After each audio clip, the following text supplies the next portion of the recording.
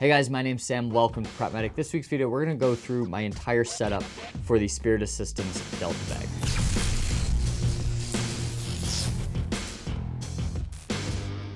Full disclosure, the reason I'm doing this video only 2 weeks out from that first one, when I really even haven't had a chance to use this on a mission, is because this bag's not gonna work for me. It is too small for what I need to do. That's not to say it's a bad bag, it's just not meant for my role. I'm probably going to transition this bag more into a BLS car kit, something that stores a lot of just bleeding control items and maybe a couple more advanced things. For me though, it's just not going to work as far as the civilian TEMS side of the house. That being said, I did throw pretty much all my contents from my main aid bag in here, and I'm hoping that this video will help you kind of consider if this setup will work for you or if it won't. The other thing that's kind of new in here is I threw in their med trays and kind of set those up how I liked them, and that's kind of a cool product that you can buy separately from this bag, or should I say you have to buy separately from this bag, and can throw in a variety of different aid bags to kind of make them more modular. So we'll talk about those too. All right, without further ado, let's get into it. First and foremost, on the top, I've got my X shears here, and I secured these with the bungee loop. This is kind of a cool idea. It doesn't add any weight here if you don't want to carry shears, and it leaves it open to a lot of other stuff. But here I just have some shock cord around these X shears. I can throw that over the blade, and now they're super secure on the top right here on the pack. So kind of a cool feature. On the side, I routed 2 things of shock cord through these holes and then put this clip just to kind of change the sizes as needed. Like I said in the previous video, these are really hard to loop through. One person had a really good idea of like doing a crochet needle or using, you know, kind of wire, tying the end to it and pulling it through. Those are good ideas. I think the crochet needle would actually probably work pretty well. As far as using like forceps to get in there, you have to come so far away from them and pull them such a far distance. It's really hard to aim the forceps and grab the shock cord, bring it through. It's just difficult. So that's me whining. It's obviously possible. I did it a ton on this kit, but it is something that's going to take you a little bit of time and no short amount of frustration there. So I've got 2 tourniquets, one mounted up, one mounted down, just fits a little bit better on the kit like that. Now, right here on the top pocket, now there's these 3 zippers here. They're all kind of spaced diagonally, so it allows some passive retention and your stuff isn't just falling out. And then when you're opening them, it doesn't make you dig through all the contents. If these were all top open, I'd have to like dig through if I stacked stuff up. This allows me to kind of see everything that's in there right away. So in here, I've got my major bleeding and some of my hypothermia stuff in here. So I've got like a triangular bandage. I've got a space blanket, 2 things of packing gauze, a trauma bandage, another kind of roller trauma bandage, and then again, another trauma bandage. And this is all secured in there by one of their loop panels that can just kind of stick to the back and just gives you a little bit more organization in these free-floating pockets. I really like having things kind of in their place and not just free-floating so they don't just get yard sailed the first time you handle with a patient. This pocket's one of the pockets that kind of convinced me this kit was too small for what I was using it for. This is my airway pocket. And I played around with some other places to put stuff, and it just didn't work out great for me. So in here, I've got my North American Rescue suction. You guys asked where I got this. This is where I got it. This extends right out here, and it allows you to get all the gunk. It falls down in the bag, and you don't have to like take it out of their mouth like you would a chicken baster. You can literally just keep on sucking. It goes down into the bag. It's a really great product. It doesn't work near as good as an electronic suction, but it works really great for kind of the tactical environment. Stay tuned to PrepMedic. I know they've got a suction device that's coming out that's made for that, once again, tactical environment. In here, I've got a BVM from Micro BVM. These things are freaking great. I love them. Got ARS needles, a couple NPAs, scalpel, a crite kit with the bougie right on it, and then some chest seals with some nastiness on the edges. I think that's probably simulated blood, right? At least I hope so. So this is the airway pocket, and it just, man, if I put much more into it, like even another chest seal starts getting this thing so full that it's just not a super functional pocket. It works, but I don't like jamming my stuff in a place. I like having a little bit of leftover space so I can like throw extra things or throw trash or reorganize it on the fly. Just isn't conducive to that. Again, I want to reiterate, this bag is a good bag. It's just not good for me. I think this would be excellent, almost perfect for a BLS SWAT team medic, EMT. I think it would work great if you're operating with basic life support items. The expectations of us is just a little bit higher in these situations, and I don't have enough gear to stock out like a small bag and then a humongous bag, especially with some of the shortages we have right now. So in here, I turn this into my vitals pocket. So I've got blood pressure cuff right here. I've got the cuff. It doesn't take up much more space, but I haven't thrown it in yet. Stethoscope. Here's a Littman Master Cardiology. It's what I used before I went to the Corps. I've got my EMA capnography device. This thing is absolutely great, must have, but very expensive. And then a pulse oximeter. Couldn't fit the blood glucose monitor in here. Not a huge deal, but it is something I like to have on me when you're dealing with an altered mental status patient. Not so much because, you know, you're gonna miss diabetes on these patients, but because that's the first thing you're gonna be asked at the ER is, oh, what's their blood sugar? Well, ma'am, they've got a gunshot wound through their chest, but their blood sugar was 115. So, you know, priorities in the hospital environment, right? You can kind of see, struggle. All right, now coming into the pocket that is probably the most different from my previous video. This pocket right here is the pocket I was most excited for and probably the pocket that was the hardest to figure out what to do with.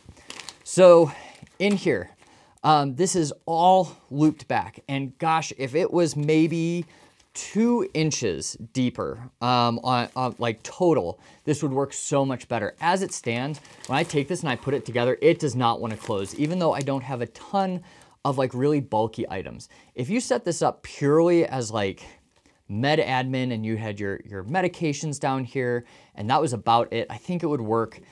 Things that kind of throw it off, like a 500 bag of saline's just too big, and that's not that big of an item. So I'd love this to be just a little bit deeper. Anyways, I digress. I have basically taken their attachments, everything except the stat pack holder, which I'll be honest, I was throwing this in here as just an experiment. All of these are their kind of modular elastic loops right here. This is their battery holder. I've got just some IV start stuff and some med admin things right in here. I took this is a stat pack med holder, just have some common medications. Need to grab some epi, throw back in my kit, and I've got my full med kit back here, which we'll talk about in a second. Down here, we've got their bigger band. I just have a size 4 eye gel. I'm gonna start carrying a size 4 and size 5. Was kind of looking into some studies after one of the commenters suggested 5 sizing up for adult males and actually going to gender-based sizing, which I hadn't heard of. So looked up some of the data there. It supports having both a 4 and a 5 in here for eye gels. Obviously, we have the Crike, we have this. I'm not going to do a full rapid sequence intubation kind of in this environment, so I don't have anything for that. Plus, protocols on our ground side are super weird, so we're not even gonna go there. So right here, I've got a glucose pack. It's just basically sugar, and then an electrolyte pack that has a couple different things of electrolyte. I think it's from PrepMedic. A sharp shuttle, and then a headlamp. I've got a primary headlamp on my helmet. I carry one in my pocket. What I've found is you can never have enough light. You should always have more light because something's not gonna have batteries or it's not gonna be bright enough or somebody else forgot theirs. Have light, it makes a huge difference. Next up in the spine, I've just taken these shock cords and once again, looped them through here.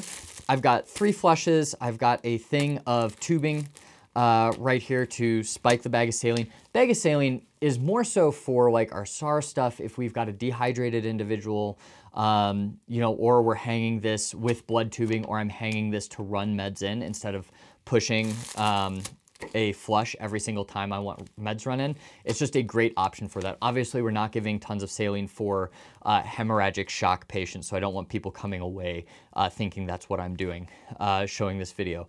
Up here, I've got my EasyIO drill. I love having the driver. If I really want to save space, I get it. I could lose the driver, just jam Sheedy these needles in. I understand it works. I've done it before. I don't like doing it. And I've got the option to carry more stuff. So right here, I've got this stuff kind of in one of their panels right here. So this is one of their med panels that they sell separately. I set it up a little bit weird. I've got the adjustment clips on the inside, which I'm probably gonna move to the outside. These are really cool panels. They're about $25 a piece. They come with a ton of shock cord, a ton of clips, and then they have this like hard backing on the inside. It's like some kind of carbon fiber, something or other. That just kind of gives it stability so that when you're sticking it back here, it's not pulling everything up with it. And then the back is loop lined with this little cover that goes over it right here. And you can set this up any way you want. Like so many other things, it's hard to do, but this one's actually pretty easy, or like easier, because I can reach my hands in and pull these elastic bands through with my fingers instead of using forceps or anything like that. It also comes with elastic bands that you can throw over that are like thicker bands, more like this. And you can throw those on here too. So really easy to customize for whatever you want. I really like these guys. I think they're super cool.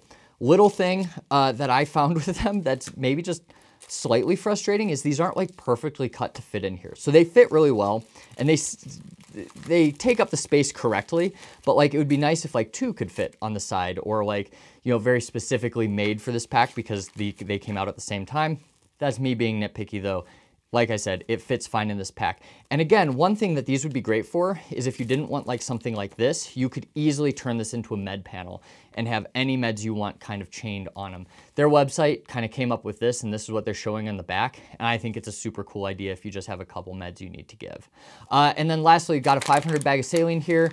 I just have a couple syringes and start kits for the IV on this side. So this all fits honestly pretty well, but like I said, it's hard to close. It does not close very nicely, even with kind of what I believe is a minimal amount of stuff in this pocket. So lastly, let's come to these back two pockets. Now, these caused me some issues, and mainly they caused me issues because I stocked the pocket in front. You can see how much trouble I'm having closing it. I stocked this middle pocket first, and then I started stocking these, and it like unvelcroed all my stuff because I had it too tight, and I didn't even realize it until I put the stuff in here. So in these pockets, very hard to fit, so I'm not even gonna throw it back in once I get it out. If I do, I threw a SAM splint folded in this. Just having the ability to splint is a bigger deal than you might think. And then back here, I've got my medication bag. Now, again, let me see if I can get this guy out because it is a tight fit.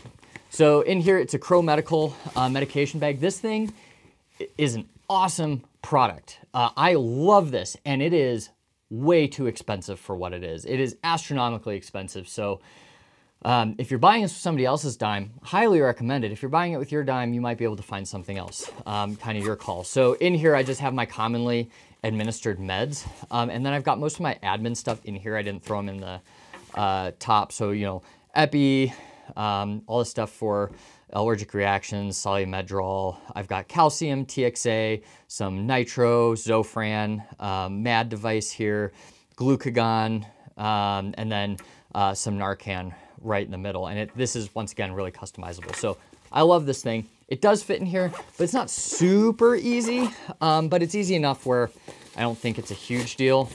Just, you know, getting it back in can be kind of a pain, and I'm just gonna give up here to not look like more of an idiot on camera. So all in all, this bag is a well-made bag. It's a little pricey for the size.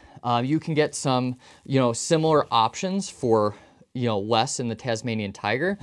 I think it's a really good looking bag, and it has some unique storage capabilities. Once again, perfect for that BLS medic, perfect for a car kit if you're not so concerned about price. But if you're going with full ALS capabilities and you need just that like extra bit of stuff, it's hard to do it. And you can't really expand its size because you just have this little laser cut strip on the side. You can't like throw another IFAC on the outside to get rid of your bleeding stuff.